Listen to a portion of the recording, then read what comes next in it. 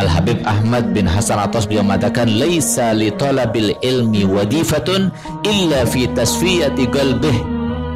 Sesungguhnya bagi seorang talibul ilmi itu nggak perlulah dia itu sampai menghafal banyak kitab, sampai dia itu belajar menghatamkan banyak kitab, tapi yang paling penting itu adalah bagaimana cara berusaha untuk membersihkan hatinya.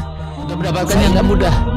Untuk mendapatkan dibutuhkan kepada sesuatu pengorbanan yang sangat besar.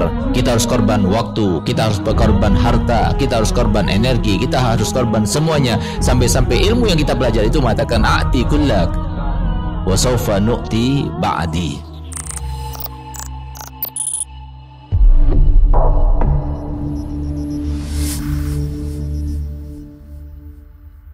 Teringat kepada sebuah syair yang disampaikan oleh Habibana Ahmad bin Umar bin Smith. Beliau yang dijuluki dengan Qutbud Dakwah. Beliau tinggal di kota Shibam. Kalau kita melihat di Tarim itu atau di Yaman itu ada simbol-simbol rumah yang terbuat daripada tanah liat kemudian bersusun-susun, itu adalah Shibam, tempat Habib Ahmad bin Umar bin Smith berada. Beliau seorang yang pernah ada satu orang wali Allah yang menjaga makam Nabi kita Muhammad sallallahu alaihi wasallam, yang dia itu setiap datang penduduk Yaman melaksanakan ibadah haji ditanyakan kepada mereka semuanya, apakah kalian mengenal dengan Ahmad bin Umar bin Smith? Selalu diulang-ulang sampai kemudian kebetulan ada satu rombongan yang datang dari kota Yaman, dari negeri Yaman, dan kebetulan dari kota Shibam, yang sangat mengenal dengan Habib Ahmad bin Umar bin Smith. Maka kemudian dia bertanya, apakah pekerjaannya? Apakah kebiasaannya? Apakah kesehariannya? Maka yang ditanya itu kemudian balik bertanya, kenapa engkau bertanya tentang dia padahal engkau tidak pernah bertemu dengannya? Maka dijawab olehnya, aku ini termasuk yang bertemu dan berjumpa dengan Nabi Muhammad SAW. Setiap hari Senin pada waktu dilahirkan Nabi kita Muhammad SAW, yaitu pada waktu sahur, pada waktu sebelum subuh, saat di saat itu atau setiap pada waktu itu hari Senin itu ada pertemuan dengan para aulia tertentu yang mengurusi alam ini. Maka di dalam majelis itu disebutkan satu wali demi satu wali dengan kiprahnya masing-masing. Tapi Nabi tersenyum mendengarnya, tidak berkomentar. Tapi tatkala disebutkan Ahmad bin Umar bin Smith, maka beliau tersenyum, gembira, bahagia, bahkan mengomentari dengan banyak komentar, sehingga saya ini merasa heran, siapa beliau? Apa yang dilakukannya sehingga begitu dicinta oleh Nabi kita Muhammad SAW? Maka kemudian kalau itu yang kamu tanyakan, ketahuilah bahwasanya Habib Ahmad bin Umar bin Smith aktivitasnya setiap saat, setiap waktu itu adalah berdakwah kepada Allah Ta'ala. Bahkan dakwahnya itu berbeda dengan dakwah-dakwah yang lainnya, di mana beliau itu kalau sudah menjelang siang hari, tepatnya jam 12 siang, di saat mereka yang bertani sedang beristirahat, yang berdagang sedang menutup tokonya untuk beristirahat, begitu pula para pekerja-pekerja yang lainnya, maka beliau pada saat itu keluar dengan salah satu muridnya dengan mengendarai keledai. Lalu dia bawa makanan, dia bawa minuman, dia pergi ke ladang-ladang, dia pergi ke tempat pertanian, dia pergi ke tempat-tempat peristirahatan. Untuk apa? Untuk mengajarkan mereka bagaimana cara wudu, bagaimana cara sholat, bagaimana cara-cara yang wajib yang mereka lakukan, yang harus mereka lakukan daripada syariat Islam. Bahkan seumpama di antara mereka itu ada yang sibuk, ada yang sedang membajak, maka beliau katakan, biarkan, kerjakan aktivitasmu seperti biasa dan aku akan mengajari kamu apa yang kamu tidak tahu. Jadi bahkan dikatakan di antara manaqib beliau itu, beliau pernah menemani seorang petani yang sedang membajak tanah, beliau di belakangnya sambil mengajarkan begini, begitu dan sebagainya. Sementara petani itu tetap dia itu membajak tanahnya, sehingga begitu selesai sudah, maka bajunya Habib Ahmad bin Umar Smith semuanya kotor. Itu yang dilakukan beliau. Pernah juga suatu waktu datang satu orang ke Madinah Munawwarah, melakukan berbagai macam mujahadah. Siang hari sholat, siang hari berpuasa, malam hari sholat malam semalam suntuk.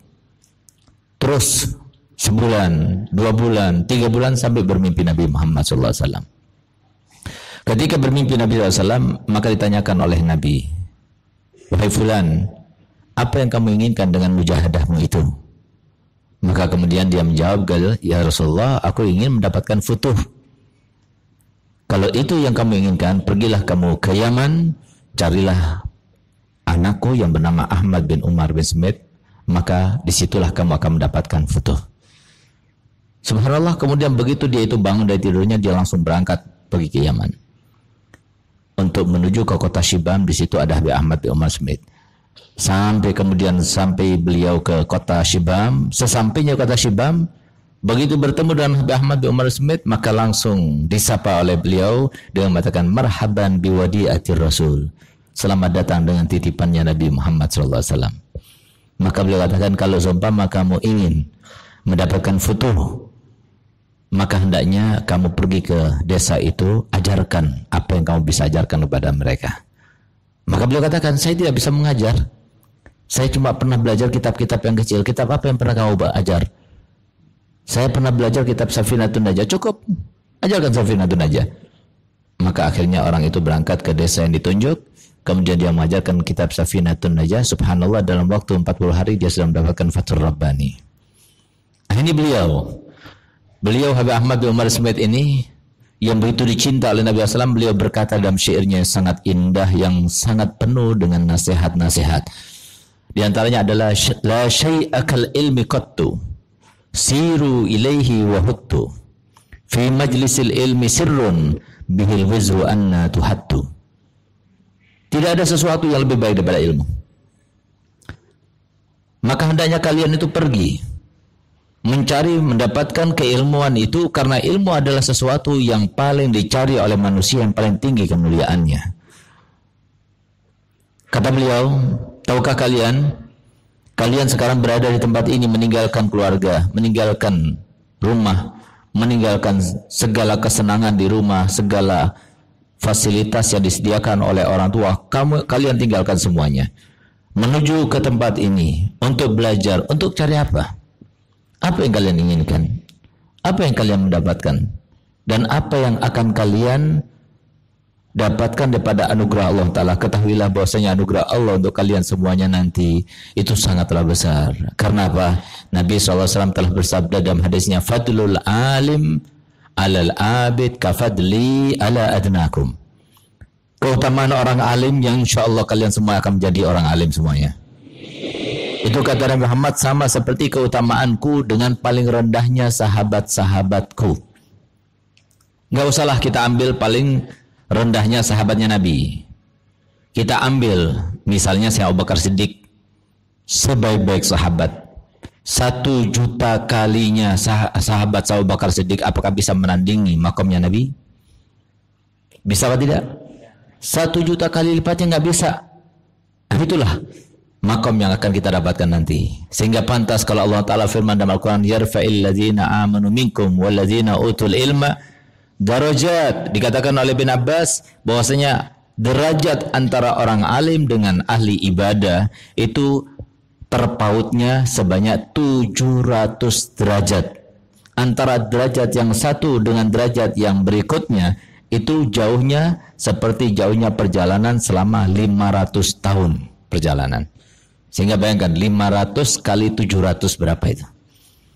Jadi artinya apa? Paling afdalnya manusia Nabi Muhammad.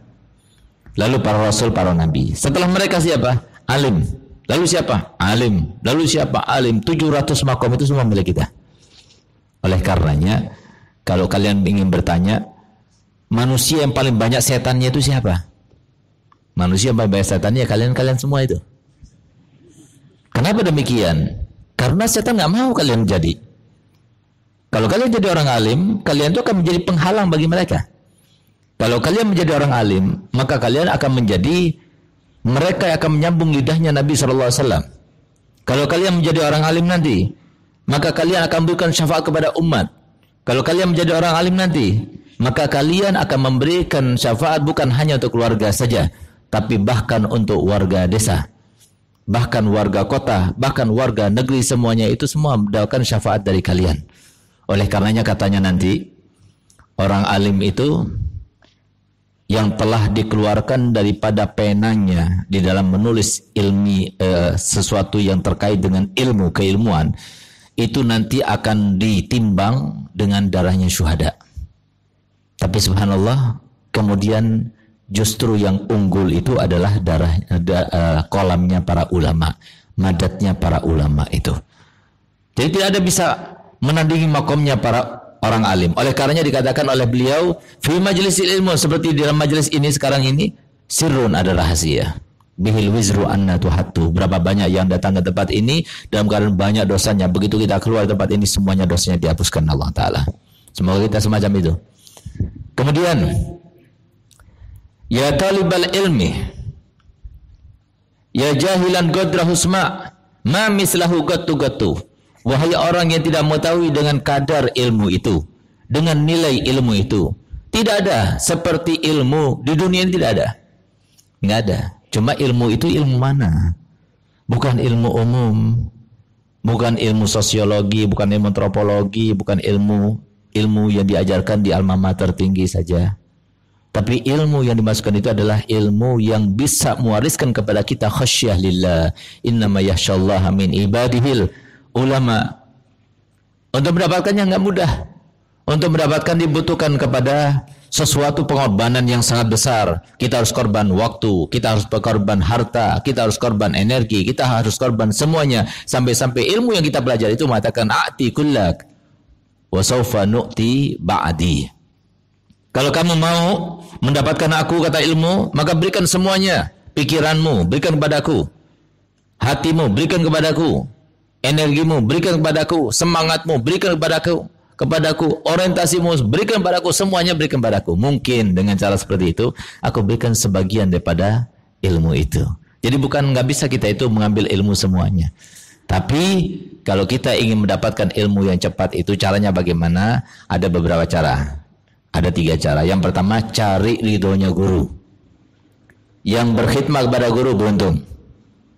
Tapi yang namanya khidmat kepada guru itu jangan dilakukan karena orang, tapi khidmat kepada guru itu dilakukan karena Allah. Sedangkan bedanya antara khidmah yang dilakukan karena Allah dengan khidmah yang dilakukan karena orang itu, kalau khidmah karena Allah, maka kita diperhatikan atau tidak diperhatikan, dipuji atau tidak dipuji, disapa atau tidak sapa, sampai kebaikannya guru itu kepada kita atau tidak, maka tetap saja dia itu berkhidmah, tidak berkurang sama sekali. Itu khidmah yang karena Allah. Jadi beruntung yang bisa khidmah di rumah kiai, di rumah tangku, di rumah guru, di rumah abi, di rumah abu. Semuanya beruntung. Karena apa? Yang khidmah dikatakan oleh para ulama, khidmah sa'a khairun minat tolab sana. 1 jam kita itu berkhidmah lebih baik daripada kita mencari ilmu selama 1 tahun lamanya. Yang kedua, bersihkan hati kita. Ilmu itu tempatnya itu di hati. Ilmu itu tempatnya bukan di buku, bukan di kitab, tapi ilmu itu tempatnya di hati kita. Maka kalau kita ingin mendapatkan ilmu, bersihkan hati kita. Memberikan hati bagaimana caranya? Dengan 5 yang diajarkan para ulama. Apa itu? 1, dengan banyak berpuasa, dengan banyak berzikir, dengan banyak bangun malam, berdoa sambil menangis. Kemudian dengan berkumpul dengan orang soleh dan dengan memperbanyak membaca Al-Quran. Itu 5 obat supaya kita itu bersih hatinya. Karena apa? Al-Habib Ahmad bin Hasan Atas beliau mengatakan, laisa li talabil ilmi wadifatun illa fi tasfiyati qalbih. Sesungguhnya bagi seorang talibul ilmi itu enggak perlulah dia itu sampai menghafal banyak kitab, sampai dia itu belajar menghatamkan banyak kitab, tapi yang paling penting itu adalah bagaimana cara berusaha untuk membersihkan hatinya. Fa inna lillahi jawasis minal auliya, karena Allah Ta'ala mempunyai mata-mata daripada para wali Allah. Yatajassasuna lil qulubis safiyah, yang mereka itu selalu mencari-cari, mata-matai mana hati yang bersih itu. Fa iza wajaduha, kalau dia sedang mendapatkan wad'u fiha syai', dia akan meletakkan dalamnya sesuatu. Sesuatu itulah yang dimaksudkan dengan ilmu laduni. Sesuatu itulah yang dikatakan fathur rabbani. Semoga kalian telah mendapatkannya. Dan ingat, cara yang paling cepat, cara yang paling kilat itu adalah dengan berbakti kepada guru, ditambah lagi dengan membersihkan hati. Ada satu orang kiai, ada muridnya belajar kepada dia 10 tahun, baru disuruh pulang untuk berdakwah. Ada lagi yang 3 tahun, baru suruh pulang untuk berdakwah. Ada lagi yang 1 tahun, disuruh pulang berdakwah. Bahkan ada lagi yang cuma seminggu suruh pulang. Maka kemudian istrinya berkata kepada suaminya, kamu itu di dalam menetapkan masa untuk belajar bagi murid-muridmu, kenapa kok berbeda-beda? Ada yang 10 tahun, ada yang 3 tahun, ada yang setahun, ada yang 1 minggu. Maka beliau katakan, Galia, buat apa mereka itu duduk di sini lama? Karena mereka dibutuhkan oleh umat. Lalu kenapa berbeda-beda? Berbeda-beda itu karena tergantung kepada hatinya, persiapannya, dan persiapan seseorang untuk mencari ilmu yang berarti ilmu nurun. Ilmu nurun itu adalah ilmu artinya cahaya, bukan ilmu nurun dari guru ke murid, dari orang tua kepada anak. Tapi ilmu itu cahaya.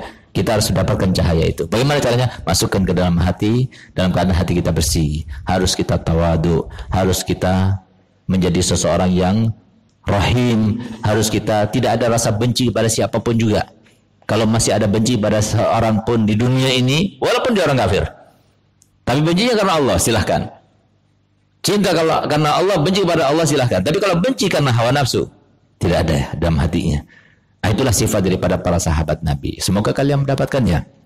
Dan yang kedua, untuk kita mendapatkan itu, selain daripada membersihkan hati, yang ketiga, maka caranya adalah Allah SWT itu dengan kalian belajar di kelas dalam waktu sekian lama dan sebagainya, ingin mengetahui apa yang ingin diketahui, istiqomahnya. Wa allaw istaqamu ala tariqati la asqainahum ma'an ghadaqa. Yang artinya kalau seandainya mereka itu beristiqomah di dalam jalan itu, ini yang dicari, ini yang diusahakan, ini yang diupayakan oleh kita semuanya, maka pasti mereka akan diberikan minuman yang sangat menyegarkan. Minuman itu apa? Ilmu itu yang kita cari itu. Jadi harus istiqomah. Tahajud, istiqomah.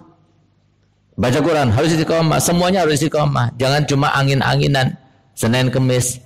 Kalau sudah liburan, kita mau balas dendam. Tadinya biasanya makannya terbatas, nanti di rumah langsung makannya banyak. Tidurnya terbatas, akhirnya pulang ke rumah tidurnya banyak. Nah, kita lihat bagaimana Imam Ibn Hajar. Dia itu selama 4 tahun belajar di Mesir. Waktu dia itu belajar, itu sama sekali tidak pernah merasakan daging.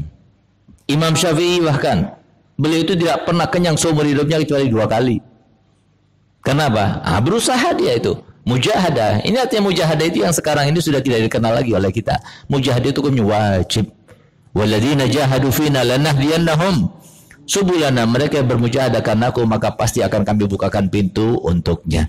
Nah, oleh karena itu istiqomah mujahadah itu wajib kepada kita semuanya. Mujahadah. Jadi alhamdulillah mujahadah kita mulai baca Quran tapi istiqomah, mujahadah bangun malam. Seorang talibul ilm enggak bangun malam. Nah, itu bagaimana mungkin akan menjadi seorang wali Allah? Karena kalian tuh belajar di sini itu bukan hanya menjadi calon-calon ulama, tapi kalian tuh berada di sini untuk dijadikan sebagai calon-calon aulia. Karena apa kata Imam Nawawi, kalau bukan para ulama itu para wali, siapa lagi di dunia ini para wali? Bahkan Allah Ta'ala mengatakan, innallaha la yarfa'u an yakuna min ibadihi waliyan illa ayyakuna aliman walau kana jahilan la'allama. Allah Ta'ala tidak akan mengangkat seorang wali itu dalam keadaan jahil, bodoh. Bahkan yang majzub pun itu diberikan ilmu oleh Allah Ta'ala. Nah, oleh karena itu maka harus bangun malam, harus melaksanakan sunnah-sunnah Nabi. Dan cukup apa ceritanya Tengku Dianjung, yaitu Al-Habib Bakar Berfegi, itu sebagai motivasi buat kalian semuanya. Beliau mendapatkan panci langsung dari Nabi SAW. Sampai sekarang masih ada yang mendapatkan sesuatu dari Nabi SAW. Sampai sekarang masih ada. Ada di antara mereka dapat cincin dari Nabi Muhammad SAW. Ada di antara mereka dapat isyarat langsung dari Nabi SAW. Ada. Bahkan di antara yang diceritakan oleh Habib Ali Habsyi Syibul Maulid, ada habaib di Hadramut sana namanya Habib Ahmad Bajuhdub. Itu dari umur 8 tahun. Dia itu datang kepada ayahnya. Ayah, izinkan aku untuk berjumpa dan berkumpul dengan Nabi Muhammad. Sehingga ayahnya kaget. Umur 8 tahun dia sudah berkata begitu. Maka beliau tidak langsung gegabah menjawab pertanyaannya. Maka beliau katakan, iya tunggu dulu, saya akan bertanya kepada guruku. Dia tanya kepada gurunya, masa anakku hari ini dia berkata begini guru, apa yang harus aku jawab? Maka gurunya mengatakan, katakan kepada dia, kalau kamu itu mengatakan itu karena disuruh orang, atau karena niru orang, jangan izinkan. Tapi kalau dia mengatakan itu, aku tidak disuruh orang, aku tidak meniru orang, tapi itu aku meminta izin dari hatiku, maka izinkanlah. Itu berarti dari Nabi Muhammad SAW. Subhanallah, ayahnya pulang ke rumahnya ditanya kepada anaknya Habib Ahmad ini. Ya Ahmad, apa yang kamu katakan tadi pagi itu, apakah kamu meniru orang atau disuruh orang? Kalau tidak, saya tidak disuruh orang dan saya tidak meniru orang. Tapi saya meminta izin dari hati kepada ayah untuk berkumpul dengan Nabi Muhammad SAW. Kalau begitu saya izinkan. Mulai saat itu, beliau itu yaqadatan bersama Nabi Muhammad. Yaqadatan, bukan dalam keadaan tidur. Yaqadatan langsung melihat. Sampai Nabi Muhammad mengatur, kamu tidur sini, kamu nanti bangun jam segini, kamu makan ini, kamu pergi ini, itu dan sebagainya. Umurnya 80 sekian tahun, sampai beliau meninggal tidak pernah mandi junub, nggak pernah. Mandi junub itu nggak pernah. Kenapa? Nggak kawin beliau. Nggak pernah merasakan ihtilam. Apalagi berbuat maksiat. Nggak pernah sama sekali. Ketika ditanyakan yang semacam itu, apa jawaban dia? Bagaimana mungkin seseorang akan merasakan lagi kenikmatan yang lainnya setelah merasakan kenikmatan yang paling mulia di dunia ini? Apakah itu, wahai guru? Kenikmatan yang paling mulia adalah berkumpul bersama Nabi Muhammad SAW di dunia sebelum di akhirat. Kalau beliau itu bisa, kenapa kita nggak bisa? Cuma yang penting ya jaga mata kita. Mana mungkin ada orang yang suka melihat perempuan lalu dia itu mau lihat Nabi Muhammad. Orang yang ngerokok lalu dia itu berharap mau melihat Nabi Muhammad. Sebagaimana katakan Habib Abdullah bin Umar bin Syatiri, beliau mengatakan, hal tura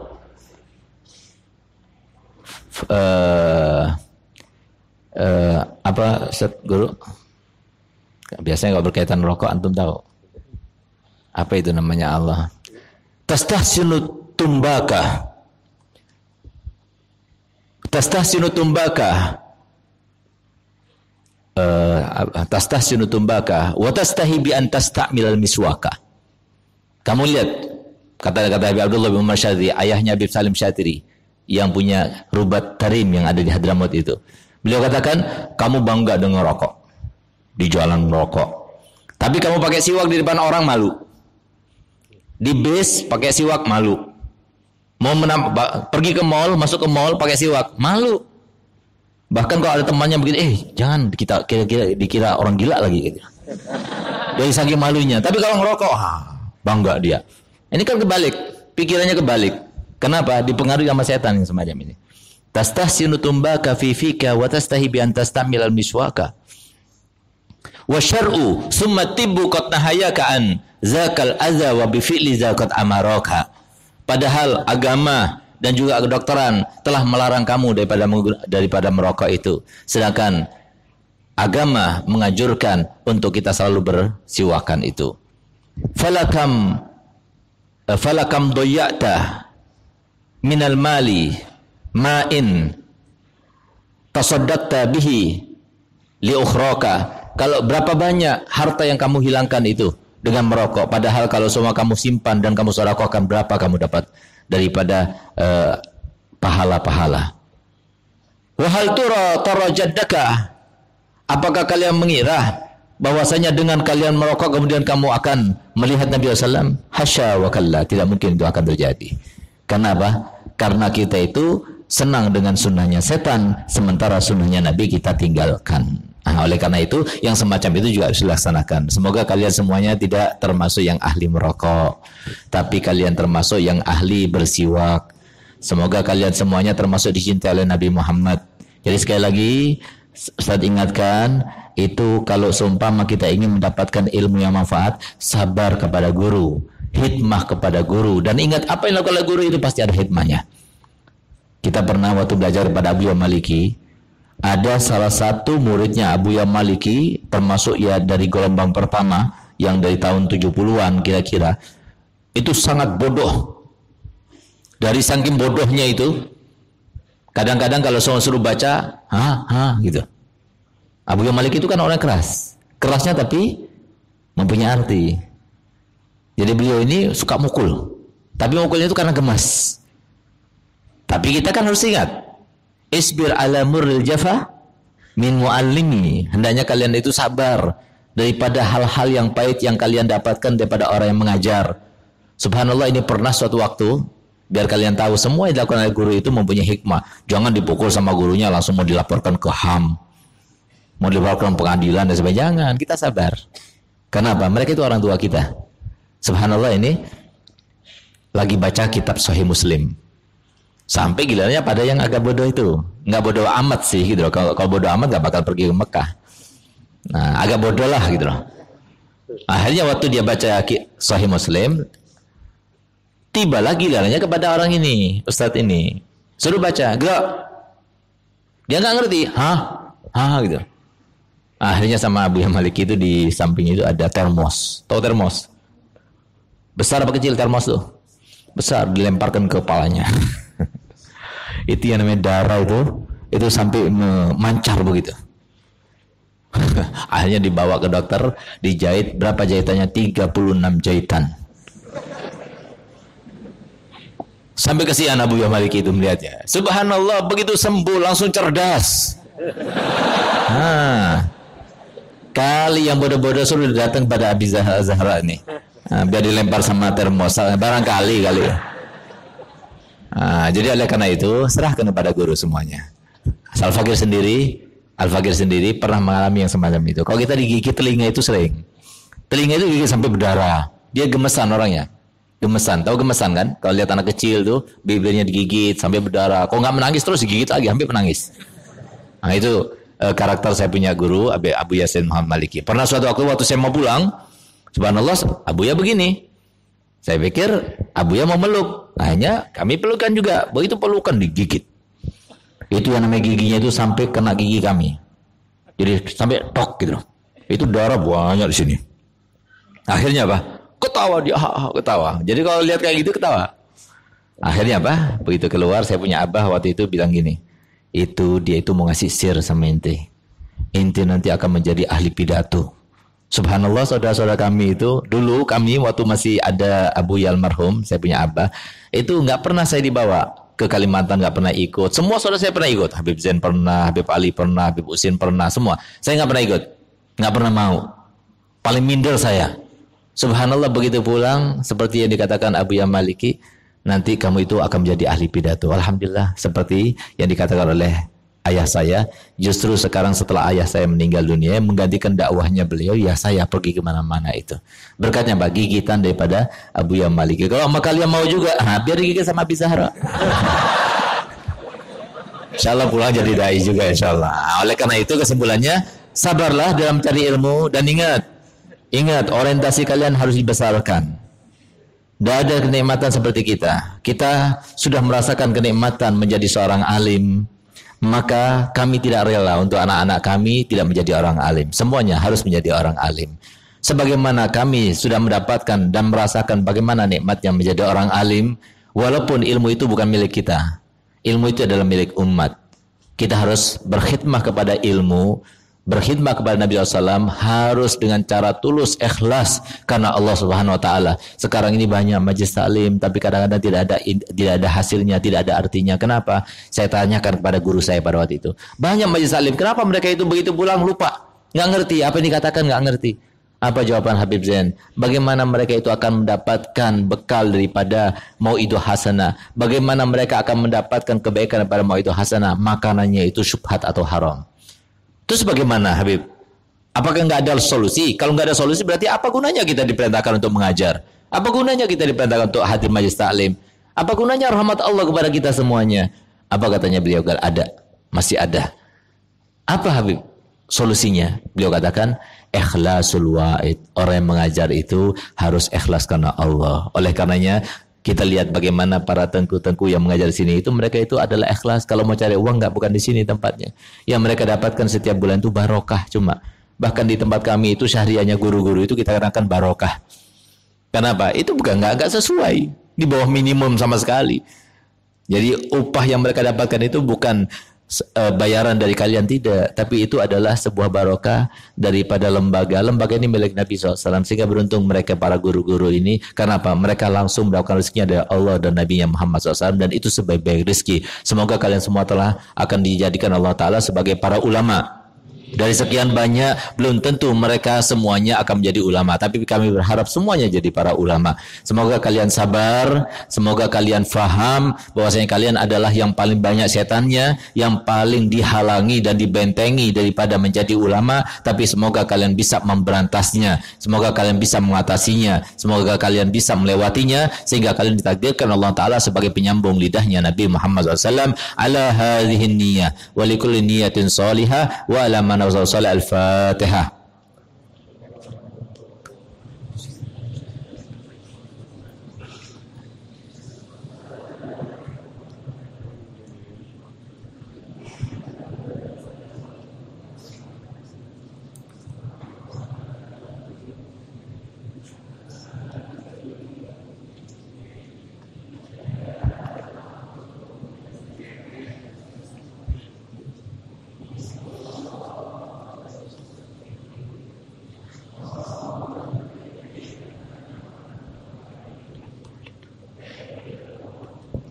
Sebagai penutup, saya akan berikan ijazah kepada kalian, dan ijazah ini sangat kalian butuhkan untuk kejernihan hati dan supaya kalian semua termasuk mendapatkan ilmu laduni dan fatah rabbani. Yaitu 3 tahun yang lalu, tepatnya pada malam Asyura, salah satu daripada putra saya punya ayah, Habib Hasan Baharun, dia itu bermimpi Nabi SAW. Lalu diajarkan salawat di dalam tidurnya. Begitu beliau bangun dari tidurnya langsung hafal salawat itu. Beliau katakan barang siapa yang membaca salawat tersebut sebanyak 41 kali habis sholat subuh, maka dia sama seperti membaca Yasin sebanyak 41 kali. Khasiatnya di dalam mendatangkan segala macam kebaikan, segala macam kebajikan, kemudahan, dan segala macam solusi daripada permasalahan. Dan juga sebagai benteng untuk menolak segala macam sakit, keburukan, himpitan, dan sebagainya. Dan alhamdulillah di pondok kami itu dibacakan, dibagi sholat 5 waktu, dan banyak di antara mereka yang sudah bermimpi Rasulullah SAW. Asalkan bersih hatinya, maka insya Allah kalau dilazimi sholawat ini, insya Allah kita termasuk bermimpi Nabi SAW. Saya akan baca, kemudian diikuti oleh kalian semuanya, lalu setelah itu nanti saya akan ijazahkan. Bismillahirrahmanirrahim. Allahumma salli wa sallim ala sayyidina Muhammadin sahibil bushra salatan tubashiruna biha wa ahlana wa uladana wa jami'a masyaikhina wa muallimina wa talabatana wa talibatina min yaumina hadza ila yaumil akhirah.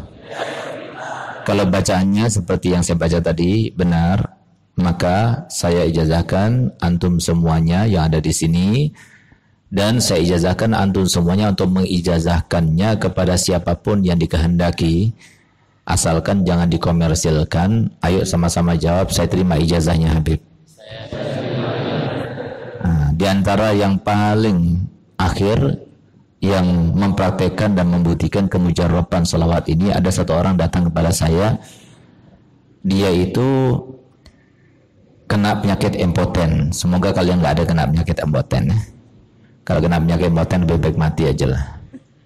Subhanallah, datang kepada saya, dia minta amalan. Saya berikan salawat busyra. Akhirnya subhanallah, seminggu kemudian datang bawa hadiah kepada saya. Habib, alhamdulillah berkat salawat busyra sudah on lagi. Gitu. Ada lagi satu orang, alhamdulillah, untuk supaya memantapkan hati kita. Dia itu termasuk yang pakai cadar. Dia belajar di Hadramut. Kemudian datang kepada kami. Dia kena penyakit kanker. Kemudian dia datang kepada saya, dia bilang, saya bermimpi Rasulullah diperintahkan untuk datang kepada antum karena antum yang bisa mengobatinya. Saya bingung mau dikasih apa. Akhirnya saya kasih air, saya kasih salawat busyra. Subhanallah, beberapa bulan kemudian dia datang, itu ternyata diagnosa dokter sudah semuanya habis, sembuh total sama sekali. Nah, jadi Rasulullah itu tidak memberikan salawat semacam ini kecuali karena rahmatnya kepada umatnya. Suruh baca Yasin 41 kali, mana ada yang mau? Padahal saya dulu waktu belajar sebelum berangkat ke Madinah, di antara mujahadah kami waktu belajar, kami itu setiap hari Selasa sebelum duhur bertawasul kepada Habib Syekh Butuh Putih. Nah, itu baca 41 kali Yasin dalam satu tempat, nggak boleh bergerak. Nah, coba kalian sekarang suruh baca Yasin 41 kali. Tadi aja Pak 41 berapa kali Yasin tadi belum maghrib tadi? Satu kali aja, tambahin 40. Kira-kira gimana coba? Nah, tapi Rasulullah rahmat, akhirnya disuruh baca salawat busyra 41 kali. Itu kalau sudah hafal cuma 6 menit selesai.